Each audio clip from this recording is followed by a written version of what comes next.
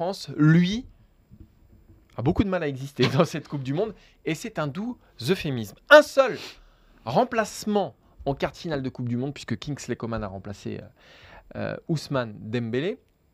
C'est, et on en a déjà parlé dans cette émission, une constante quand même depuis plusieurs années, que l'équipe de France, que le banc de l'équipe de France n'apporte rien, notamment en termes offensifs, ne fait jamais basculer une rencontre en fait.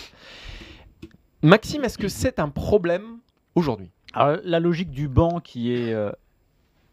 il y a une dichotomie entre les titulaires et les remplaçants, elle est poussée à son paroxysme là. Un seul remplacement en quart de finale de la Coupe du Monde, alors que depuis 2 ans, vous le savez, on a le droit, Covid oblige, mais c'est resté, à 5 remplacements. C'est-à-dire que Didier Deschamps a 5 cartouches. Alors, pour être tout à fait juste, Marcus Thuram était en maillot, il était sur le bord de la touche, il n'y avait plus qu'à lever le panneau pour le faire entrer, et Giroud a marqué, ce qui a valu d'ailleurs une joie qui était très expressive de Marcus Thuram, qui est retourné s'asseoir sur le banc avec le sourire. Voilà. Mais c'est quand même exceptionnel de n'avoir qu'un remplacement en quart de finale de Coupe du Monde. Mais finalement, Didier Deschamps pousse jusqu'au bout sa logique de 2018, c'est-à-dire que en 2018, dès les huitièmes de finale, il organisait des réunions avec juste les titulaires.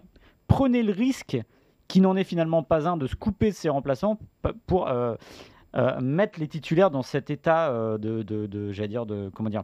C'est une forme de confiance en eux, leur dire vous êtes ceux qui doivent nous monter tout là-haut, et les autres, soyez prêts si c'est possible. Alors il y a un risque là-dedans, évidemment. Et surtout dans cette équipe, plus que 2018, pour moi, c'est que s'il y a un pépin, on touche du bois, les Bleus n'en ont pas eu depuis la 9e minute du premier match avec la grave blessure de Lucas Hernandez. Il n'y a pas eu de suspension, alors que des fois, le deuxième carton, prenez Jules Koundé. Si avec sa chaîne, il prend un deuxième carton, il est suspendu pour le match après. Et là, c'est problématique. Le risque que prend Deschamps, c'est justement de se couper d'une partie de ses joueurs et de donner l'impression que finalement, ce sont des géos. On les voit, ils sont contents, ils vivent une expérience complètement incroyable. Je pense qu'aucun n'échangerait ce qu'il est en train de vivre. Et c'est aussi pour ça, souviens-toi Martin, quand il avait des problèmes avec Olivier Giroud de remplacement, c'était pour pas avoir ce joueur qui vivrait mal ce statut de remplaçant. Là, il les a, c'est parfait.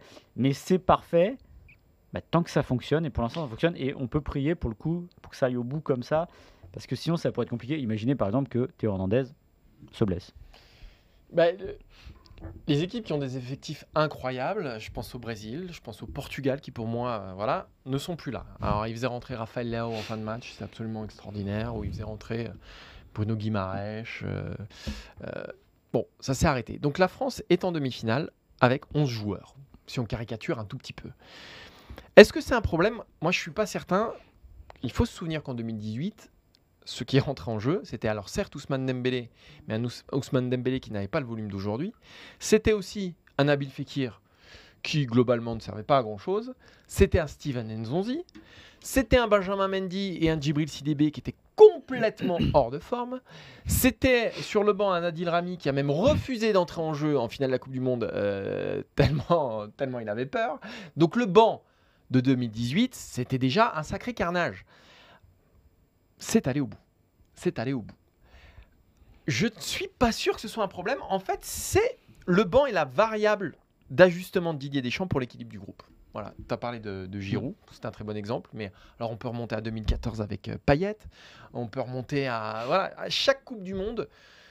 Tu as cette individualité dont tu t'es passé, mais qui finalement fait que l'écart est immense entre le banc et le 11 titulaire.